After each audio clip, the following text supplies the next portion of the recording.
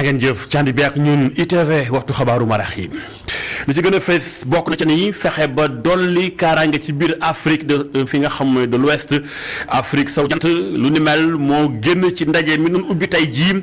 muy école bu mag bi tàggat ay civil ci wàllum kaaraangeem ak luy tax ñu gën a fagaru ministre bi ñu dénk wàllum soldat si maître Kaba jàpp ni faaw ñu waxtaane ko waaye itam xalaat ci ngir gën a aaru ci wàllum njombe yi daañu ci ñëw ci biir xabaar yi nu mu gën a yaatoo doon ci bokk itam lu jëm ci ñi nga xam ne di syndicat bi ëmb ay jàngalekat di waa SAEMS ñoom seen kàddu jib na nee ñu dañoo sonn tàyyi lu bari nguur gi lam diggee woon ak ñoom defu ko ci accord yi signé woon ay at boobaak léegi waaye itam ñu ngi ñaawlu yokkute bi nemmeeku ci frais ci wàllum inscription ñu jàpp ni dëppool ak yoon daañu cootam ci biir xabaar yi doon ca bokk lu jëm ci feebar faju ci biir réewum Sénégal nekk jafe-jafe ci askanu réew mi bokk na ca démb njabootu Fatick gi ca géej waaye am naqaru xol seen mbokk feebar ñu koy yan wër ak moom hôpitaux yi fu ñu dem ñu dàq leen ci ñàkk koo jël ko nga xam te ne dafa doon ku am feebar loolu lépp tax na ba ñu waxtaanee ko daa mujj sax ñàkk bakkanam daan ci ànd ak kenn ci ñoom ci njaboot gi yëkkati kàddu lii moo li gën a fees biskit ñi songu faram fàcce gi.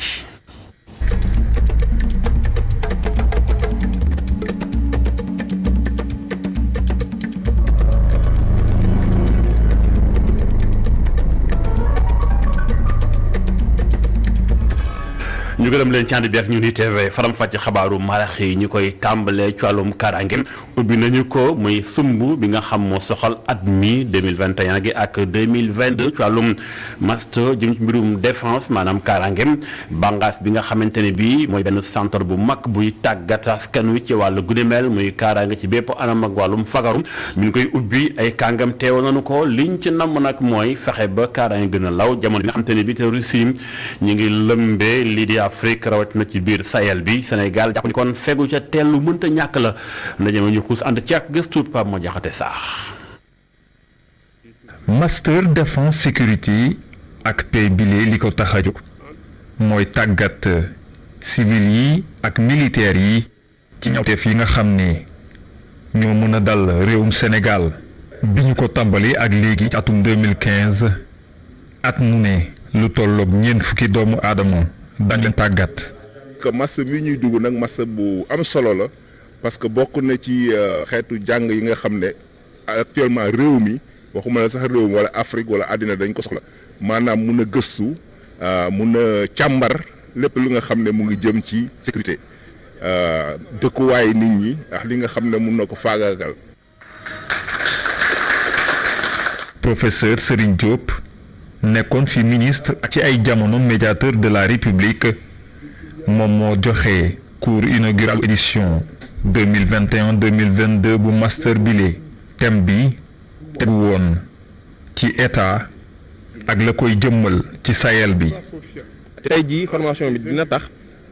ñu gën a xam lan mooy sécurité tax ba fu ñu mën di liggéey ak ci lépp lu mën di doon ñu mën a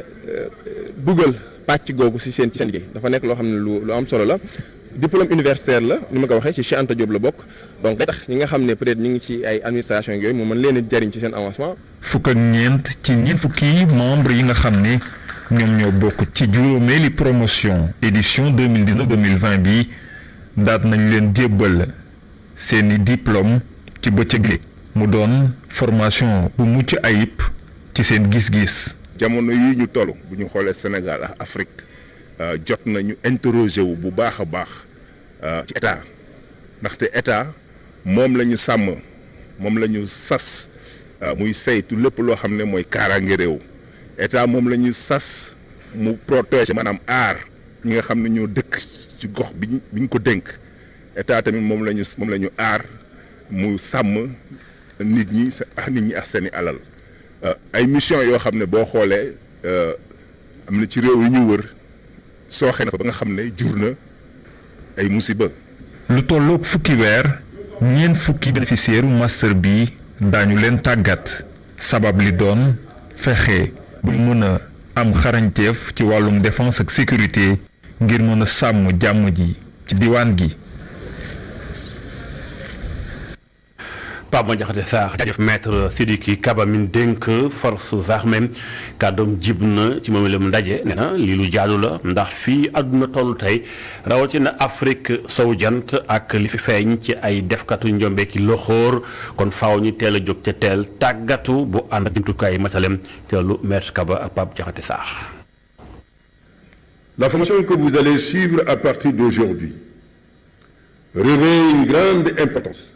formation bi nag dayo bu am solo la am ndax dana gën a dooleel li nga xamante ne moom moo di expertise militaire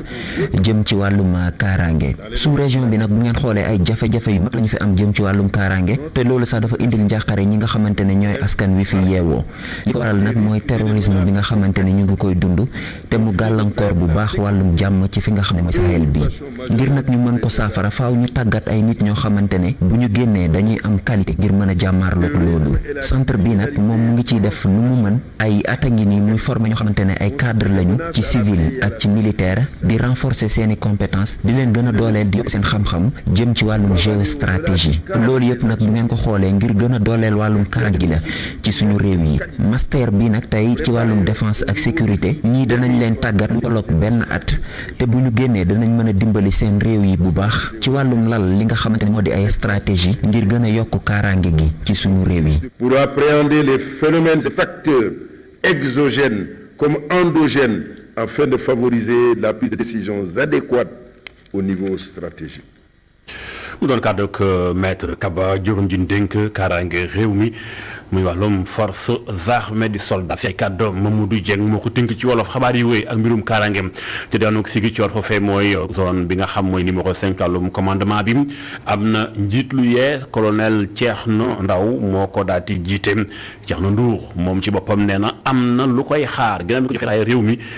nee na xam na ni kaaraange mënta ñàkk ci gox bi ni mel la ko fay xaar du lu ndaw lëkkaloo ak askan mënta ñàkk ci wàllu googeem am na lu mu dénk kàddu askan ba ñu teewlu ko. bi ma joxee drapeau bi gën naa maanaam peese li nga xam ne moo may xaar li toog sama bopp samay mbagg ak mbagg ñi ma àndal ñëpp ñoo xam ne ñoom lañ déployé fii mission bi nga xam ne moom la ñu am ñun dañ koy am ñaari gisukaay bu njëkk bi zone militaire dañoo am mission boo xam ne ñëpp a ko bokk mooy li ñuy wax intégrité territoriale ñun pour région de Ziguinchor et deuxième volet ci mission zone boobu mooy bu fekkee am na maintien de l'ordre ñu dimbali police ak gendarmerie bi nga xam ne moom mooy seen wàll première et deuxième force et également troisième chose mooy li nga xam ni institution de l'État yi fi nekk buñ soxlaa ndimbal ci ay jafe-jafe ñu ànd ak ñoom loolu mooy première partie mission bi deuxième mission bi moom mooy mission opérationnelle loolu vraiment mooy maanaam taaru zone militaire numéro 5 mission opérationnelle nga xam ni li ci digg mooy xol bi mooy fexe ba population yi nekk seen jàmm di dem di ñëw di nelaw di yeewu et li nga xam ne mooy seen koom-koom ñu mën koo toppatoo ba nga xam ni dara du ci yàqu moo waxee loolu di nga xalaat li nga xam ne moo nekk ci ginnaaw yëpp li nga xam ne moom la ñuy war a def li nga xam ne ñun mën nañ koo def ñun dong forces armées mais lu ci bari dañuy ànd ak yeneen force de défense et de sécurité police gendarmerie eaux et forêt maa ngi leen di sant également ci ñëw bi ñuy ñëw fii ñenn ñi gis ngeen leen ci tribune bi ñeneen ñi même défilé nañu comme des sapeurs-pompiers. bu jëmee mbirum kaaraange mënta ñàkk ñu waxtaan itam mbirum paj gi ndax askan dañ koy soxlawoo ci wàllum kaaraange la bokkum lu mel moo tax Sénégal rédaction bu ITV càmbar ko gis ni bari na fi ay hôpitaux yoo xam si boo fa demee di fajum ngi ñu jël la dana yeex lool njabootu Fati ca Géejawaay duñu ko weddim seen mbokk ngi ni tey tawatoon amee woon jabet ak mbirum jàngoroy roñoom waaye ba koy mbokkam yenoo hôpital bu nu dem fëgg dañ leen di dàq ñàkkum saal wala ñàkkum lal bu leen dalal moo ko sookeem daam ci sax génn àdduna muy lu métti ci ñoom seen kàddu jib na awee ko ci Modou Lamine Fati di sax correspondant immédiat ca Géejawaay ñu teelu kàddoom jokkoom ak kii di Ousmane Gueye. émission bi dafa def crise démb ci ngoon ñu yóbbu ko Roi Baudouin bu ñu demee foofu ki nga xam ne mooy docteur bu fekk bu urgence bi jéemul sax xool dafa ñëw rek mu ne nañ ko yóbbu Dantec ñu ne ko ñun balaa ngaa yóbbu Dantec nga bind ko it ok mu ne moom du ko bind il a fallu que ñu insister finalement la bind benn këyit juste rek bind ci kaw référence Réa Dantec ñu jël ko ak les sapeurs pompiers ñu dem Dantec ñu ngi fa yegg rek ay 16h 17h ba 19h passé amul sax benn médecin bi nga xam ne wàcc na pour xool malade ñoom li ñuy wax rek dañoo yegg si jox lañ këyit bi rek ñu ne ñu amuñu place un infirmier lañ fekk moom moo njëkk wax amuñu place ñu ko ne balaa nga wax amuñu place xoolal maladie bi ba pare soo ñëwee ñu ne indi la malade da ngay xool nga xool diagnostic jox xool lan la am ba pare sooy bind nga doog bind nga leen yóbbu leen ko fii parce que ñun amuñu place mais oñu ko dañoo ñëw rek xool këyit bi rek ne amuñu place finalement malheureusement noonu lañ ko waxtaanee jàppal bàyyi ñu dem ci guddi gi wër nañu hôpitaux yu nekk ci Dakar yëpp nag yëpp hôpitaux yëpp dem foo dem ñu la amul place ba vers 1h du matin nañu dem Abass Ndao le moment bu ñu koy génnee Abass Ndao pour wax dañ ko fan rek si saa si la def kii finalement mu ñàkk bakkanam donc mu doon li nga xam ne vraiment triste na te ñu mel noonu ñu bari dañ ko fay gis ay cas yoo xam ne peut-être que tey si ñun la dal mais bëri na ay cas yoo xam ne ñàkk prise en charge mooy tax yenn yi di am. muy njabootu Fati ca Guédiawaye jaale ko ci turu Mamadou Lamine Fati correspondant média ca Guédiawaye di ko jaale mbokkam moomu ak ñi dund lu ñu mel ci biir réewum Sénégal xabaar yi wéy nux ci njàng mi ndax ñi nga xam ne di waa SAEMS di benn syndicat ci syndicat yi ëmb jàngalekatu réewum Sénégal seen kàddu jib na ne jamono ji am na leen métti mooy nguur gi la ma waxoon ak ñoom lu ci bari defu ko ci ay diggé muy accord yi xatimoon ay at boobaak léegi waaye itam la ca gën a dolleeku mooy lu jëm ci inscription yi tey ji xale yi dañoo yokk li ngay war a fayeeku su néew ngir mu delluwaat ci l'école bi jàngi ñu ne nag duggul ak yoon li moo tax seen kàddu jib na ci ab dànkaafu kenn ci ñoom kàddoom yëpp ñu ngi ko duppee El Hadji Malick Youm moom sax mooy secrétaire général adjoint bu SAEMS wala sax bu SAES am na lu mu ca dénk suñu reporter. am na tamit lu xew ci l'école yi loo xam ne mënu ci gëmm suñuy bët parce que seetlu nañ ne am na ay l'école yoo xam ne li fay joxe ci wàllu koppar maanaam parents d'élèves yi mu jëm ci inscription dafa takku parce que inscription buy dem bay jege juróomi junni ci benn élève ñu jàpp ne loolu jéggi na dayo liñ ciy toftal tamit mooy léegi dem nañ ba seetlu ne fitna bi dugg na ci l'école bi parce que école buy dem ba ñuy gis njàngaan di am fitu song ki koy jàngal kon ñu ne am na lu xew ci l'école loo xam ne mënuñ ci gëmm suñuy bët li nag moo li nga xam mooy saafara bi dañ koy wax mooy que tey dañu bëgg ñu respecter législation bi li mu wax ci wàllu inscription na fa yem ñun ñëpp xam ne li texte yi wax dafa am ay poñ yu am solo yoo xam ne dañ ci doon xaar gouvernement depuis 2018 waaye ba suñu jonn yàlla tey mën nañ ne gisuñu ci tous furaas daal ni xëddan bi ci njëkkee mooy bi ñuy wax la fin des lenteurs administratives maanaam yéex-yéex yi am ci këyit yi nga xam ne mooy tënk carrière u jàngalekat bi këyit yooyu ba léegi yéex-yéex yi ñu si doon bañ moom moo ci am da ngay gis jàngalekat bu toog fukki at du dem cëng du tikk ngaay ndax li ñuy def mooy dañuy jàpp ne kooku daal moom carrière am ñoom yittelu leen yeneen carrière yi dañuy avancé nga jëlaat beneen poñ bu ñu tudd maanaam xeex kumba am ndey ak kumba amul ndey bi nga xam ne moo am ci payooru fonction publique bi ngir ñu yamale boobu ba léegi nguur gi waxu si àdduwu si parce que ñoom jàpp nañ ne affaire bi daal ni mu demee mooy séddale bukki la bii bukki bii njuur bii sàmba waaw ku ci nekkul daal ci nguur gi doo ci mos ñu ne nag loolu daf fii war a jeex. mu doon kàddu kii di El Hadji Malick Youm di secrétaire général national adjoint bu SAEMS bokk ci syndicat yi ëmb jàngalekat yi ci réewum Sénégal ñi moom mooy kuréel yu ëmb ñi lakk mburu ci réew mi ñu koy wax fédération nationale des boulangers du Sénégal ñoom itam dañoo wootam ndajem ëngëmloo ba ci seen xalaat ca mooy jëm ci nekkin bi ci seen liggéey bi nu ko mën a tënk mu tegu ci yoon waaye itam nu su gën a mën a waggare lakku mburu ndax ñoom dañoo gis ni fu neex waay samp fuur di lakk mburoo ko jaay ba koy yebbi ñu nekk lu jaadu am na bataaxal bu nu tënk war caa dox loolu nag yàgg na ay at ñu koy dox démb la sotti ci teewaayu soxna Mariam Ndiaye reportage. mburu luy indi jàmm ak dal la ci nekkinu askan wi baat yi ñu lu bëri yoon ci discours ñi daje woon ngir xaatim convention collective ci secteur boulangerie muy ndaje mu dajale woon acteuru secteur bi yëpp secteur bu war a am jàmm ci kàddu secrétaire général adjoint CNTS. tous les partenaires sociaux ñëpp ñi seq wàll wi am nañu ak déggoo te lii dafa nekk loo xam ne dina am solo lool ci secteur bi waaye nag faaw ñu fàttali ne am nañuy jafe-jafe yoo xam ne faaw ñu jàppale ñu ci ngir suñu liggéey gën a ñoŋ entreprise bi dafa war a wéy di dox bu ko deful rek ñi ciy liggéey dootuñu am lu ñu suturloo. Parce qu'il faut le dire, sans entreprise, il n'y a pas de travailleurs, donc aussi pas de syndicats.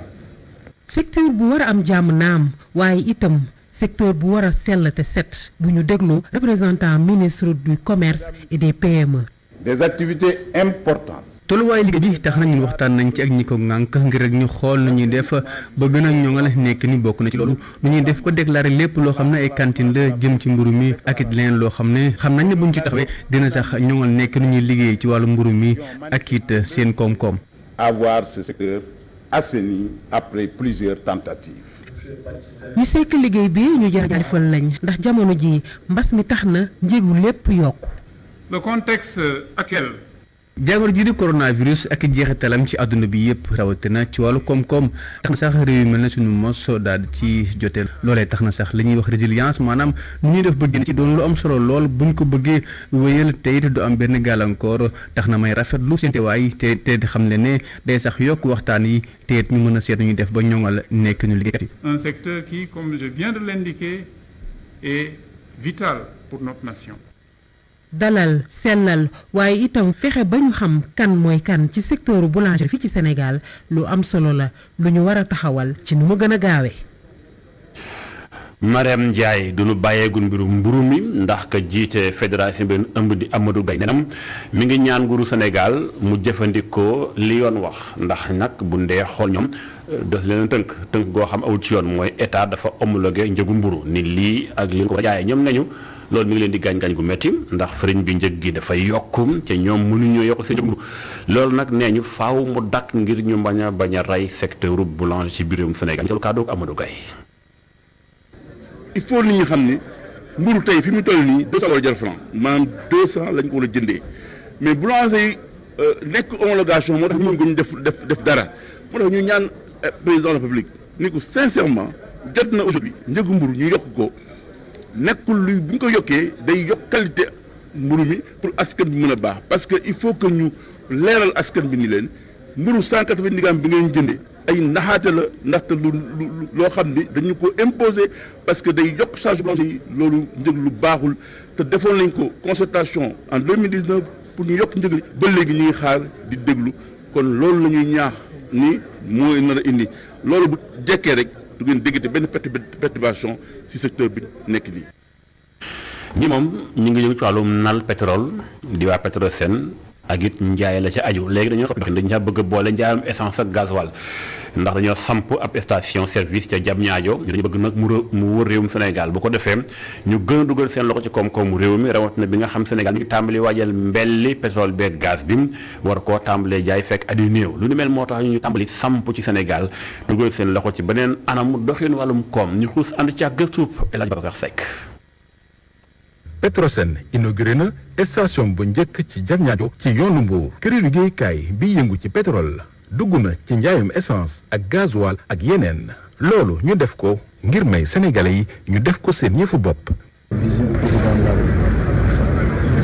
mais aussi parce que dafa ne ci suñu constitution que ni pétrole bi ñu découvrir Sénégal ñu ñëpp ñoo ko bu fekkee ñu ñëpp ñoo ko def buñ koy utiliser il faut permettre que Sénégal bu nekk mën si gis boppam il faut mën a permettre que dëkk bi gën a naat te loolu li koy permettre mooy nga am benn société pétrolière nationale bu forte bu mën a intervenir à chaque niveau. liggéey bu mucc ayib ñu jaareele ko ci tànneef yu bëri yu ci mel ni entretien air boutique ba ci restaurant am na fa. tey boo gisee station bi service yu bëri am na fi mais yëpp ay sénégalais ñoo fi liggéey donc boo amee station yu bëri dootu nga am plus de Sénégal boo amee des services yu mel nii ça veut dire que les Sénégalais vont avoir l'embarras du choix ba nga xam ni tey lu leen di permettre ñu dem si station plutôt que si beneen station c'est parce que dañ fay am service yu bëri mais surtout parce que service qualité service à la clientèle bi ñu fa war a am xam na ni duñ ko am feneen. yéene Petrosen mooy teew ci gox yépp ci Sénégal. loolu moo tax symbolique bi tey bi mooy première station boo xam ne daañu ñëwaat si ay inauguration station Petrosen parce que li ñu bëgg mooy dañu bëgg vraiment que nit bu ñu def 20 kilomètres de station Petrosen fépp fu ñu mën a nekk si Sénégal te loolu pour def ko effectivement bu ñu sukkandikoo ci kàddu directeur Petrosen Trading et Services ci atum 2023 mu fekk ñu exploité pétrole bu Sénégal mën nañoo xaar njëg yi wàññeeku. jaajëf Babacar Seck bu fekkente ni Petrosen ma nga ca njaayam carburant ba ñii moom di ay mbër ci politique ñu nga ca géew ba bokk na ca Cheikh Abdou Bara Dolly Mbacké dafa samp ndëndëm dugg ci géew bi ni dafa bëgg a laaj conseil départemental bu Mbacké moom mi ngi ci coalition boo gis-gis la ànd boobu les partis nekkoon ci biir coalition wàllu waaye nag ak juróom dafa amadi moo tax mu samp ndëndëm ca teel ba mu ko waxee sax kàddu jot naa jip ca Touba mu nekkoon dénk na ko góoxandaak lu ñu teewlu ko. ku ne xam na ni jamono yi yëpp ñu ngi woon ci ay waxtaan yàgg na lool ngir taxawar benn coalition boobu dem na ba taxaw ñu tudde ko coalition wàllu Sénégal coalition boobu mu jóge ci man mii Cheikh Abdou Mbacké Bara Dolly maa joxe turu coalition ñu dem ba nga xamante nii dem na ba ci à la dernière minute yi coalition bi tas bu coalition bi tasee nag man mi nga xam maa juróon sama doom ba joxe woon tur bi war naa wax askan wi yépp fi ñu jëm la am si naqar rek ndax li nga xamante ni mooy naqar bi li Sëriñ Mountakha waxoon ci màggal gi moo yéen ñii di am naa seen yaakaar sa dommage yaakaar jooju nag am na ñoo xam ni dañu ko jël parce que ngir seen intérêt bopp tax mun ñu woon a sukkandiku ci waxe Serigne Mountakha jooju ba tax na maa ngi déclaré solennellement Cheikh Abdou Mbacké Bara Dolly la candidat départemental bokk gis-gis man ak ñi ma àndal ndax bu fekkoon coalition bi taxaw na ñëppay ànd waaye coalition bi taxawul kon kenn ku nekk nag yaay xam ni nga toje sa bopp jinax mu doon kàddu ci Abdou Mbacké Bara Dolly candidat bokk gis-gis ci département bu Mbacké waaye nag ñu des noo xam ne jamono ji ñu ngi ci dépôt ci wàllum candidature yóbbu xaalis bi muy caution yi waaye nag des na càmbar beneen càmbar xool ci wàllum yoon ci misaal ndax njëge-njëg mi samp ndëndëm ni daa bëgg jox ko département bu Mbacké ndax am na sañ-sañ ci wàllu guddi mi ci wàllum yoon ndax amul lu ko yoon di toppee ndax amul lu mu defoon loo xamante ni bii yoon waru koo jox benn bat waru koo fal loolee ca lan toll ginnaaw dépôt yi ñëwaat ca na ko yoon tënkeem ak gëstu Boubacar Dieng. candidat indépendant yi parti politique yi naka noonu coalition yi am nañ diggante ñaar fukki fan ak juróom-ñeent ci weeru octobre ba ñetti fan ci weeru novembre ci bi minuit jotee ngir déposer seeni dossier de candidature lii nag ñu ngi koy amale ci préfecture yi naka noonu ci sous préfecture yi foofule teg nañ fa ay commission yoo xam ni ñooy jël yooyu dossier ñaari fan gannaaw bi ñu tëjee dépôt de dossier yi maanaam ñeenti fan ak juróomi fan ci weeru novembre ñu daal di dem ci pàcc bi nga xam ni moo aajowoo ko xool ndax yooyu dossier mën nañ koo jëlam déet bu ñu sukkandikoo ci yoon lii di firnde ni daal commission yi dañuy daal di saytu ndax dossier bi lépp lu ñu ci def baax na maanaam nit yi ñu tànn ak seeni lim nu mu toll su fekkee ni nag am na dossier boo xam ni liñ ci soxla woon matul dañu jox benn notification candidat bi nga xam ni moo ko déposé ci diiru ko ñaari fan yooyu le candidat bi am na ñetti fan ngir daal di modifier yooyu le document nga xam ni dafa am ay erreur matérielle su fekkee lu ni mel def ko préfet bi wala sous préfet bi mën na jël arrêté ngir gàntal boobu le dossier wante balaa booba da koy daal di jox benn notification boo xam ni ab xaatim lay doon candidat bi nag mën na dem ci yoon su fekkee ni rek àndul ci décision bi nga xam ni préfet bi wala sous préfet bi jël na ko beneen pàcc mu di wàllum validation dossier de candidature yi maanaam xool ndax dossier bi dañ koy dëggal wala déet préfet yi nag ak sous préfet yi dañuy jël ay arrêté yoo xam ni dañ koy publier ci bu élection yi desee juróom-ñaar fukki fan lii di tombeek fukki fan ak ñaar ci weeru novembre bi ñu jëm pàcc gu mujj gi nag mu di wàllum xool ndax couleur yi nga xam ni parti politique yi coalition yi wala sax candidat indépendant yi utiliser nañ ko seeni logo xool ndax yooyu la couleur amul ñoo xam ni bokk nañ ko ci wante ci xaarandik validation dossier yooyu la fi mu toll nii waaye politique yi ku ci nekk di yëngu ngir mën a am ndam ci élection yi nga xam ni ñu ngi ko jàpp ñaar fukki fan ak ñett ci weeru janvier atum 2022. jaajëf Boubacar Dieng xabaar yi wu ci leen li mi ngi jëm ci nit ku ñuul ak ni ko histoire nga ci lu bari ak li fi awoon ci wàllum colonisation bi daanaka Afrique ay réew yu tubaab ñoo ko noppoon léegi nag dafa jot nit ku ñuul ki fitti sigil boppam ca xam ni doxal boppam jot na ci wàllum ko mat lu mu ci mën a doon ci mën a xam-xam ab livre buñ ci yaxal la ndax nga xamoo di docteur Pape Moussa Demba dafa daal di becci ab livre moom Pape Moussa Samba dafa daal di yëkkati ab livre boo xam te ne bi la mu ca bind da cay wonewaat nit ku ñuul daal war naa gën a siggi wane boppam ba mu koy becc it ay kàngam teewoon na ko ci teewaayu Aline Sow reportage. Le nègre au XXIe siècle. mu nekk ab téere bu ñaar téeméeri page ki ko taalif di woo nit ñu ñuul ñi ñu am taxaw seetlu jëmee ko ci ñoom te jël seen responsabilité. li muy wax mooy lii am na li fi amoon am na nit ñi ñu sonn nañ souffrir nañu waaye toll nañ jamono joo xamante ne africains yi moom nañ seen bopp ñoom ñoo war a am seen responsabilité jàkkaarloo ak ñi nga xamante ne ñoom lañ yaakaar ne ñoo leen sonal wax leen dëgg ba pare nag jël am seen fulla ak seen fayda liggéey yar seen xale yi tàggat leen. téere bi di jox ndaw ñi xibaar bu mucc ayib rawatina ci wàllum colonisation néocolonialisme panafricanisme waaye tamit ci wàllum ëllëgu dëndub Afrique. livre bu mel ni bu am solo la boo xamante ni mën na ade suñu xale yi mën na dimbali pour ñu gën a xam effectivement fañ jëm parce que livre bi yor na information yoo xamante ni et puis ni ko borom tabaxee yom na permettre ku xale yi nga xamante ni aujourd'hui tàmmuñu lecture tàmmuñu amuñu base yi nga xamante ni mën nañu comprendre yenn mots yi ou bien yenn concepts yu difficiles yi dinañ am la bonne information sur l'histoire de l'Afrique. nègre nekk moo bu ñu bëggul a dégg dem sax ba ñenn ci askan wi jàppee ko ay saga waaye kii taalif téere bi mi ngi fësal lu waral mu utiliser ko. li tax ma jël mot boobu ñëwee nègre pour duppee ko livre bi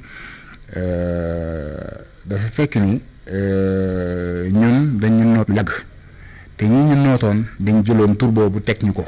di ñu woowee noonu ñun sax dañu dem ba miis ko ba ñuy woowee suñu bopp loolu waaye léegi nag ñuy dem àddina si dox esclavage bi jeex na njaam jeex na jaam jeex na li ñuy woowee colonisation tubaab bi ñëw noot ñu jeex na waaye seetlu nañ ne africain yi wala ñun nit ñi ñëw ñi fépp fu ñu nekk si àdduna bi dañuy continuer di souffrir. Le nègre au XXIe siècle nekk téere buy wax ci wàllum nit ku ñuul ci taarix waaye tamit ci àdduna wërngal këpp mu nekk li nga xamante ni war nañ cee am taxaw seetlu rawatina ci jamono ji ñu nekk.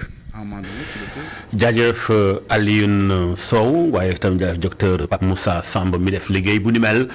jëmaat ci fàttali bu ñuul ak taxawaayam bi ko war jamono ji tembem ca bañ a topp ca la fi nekkoon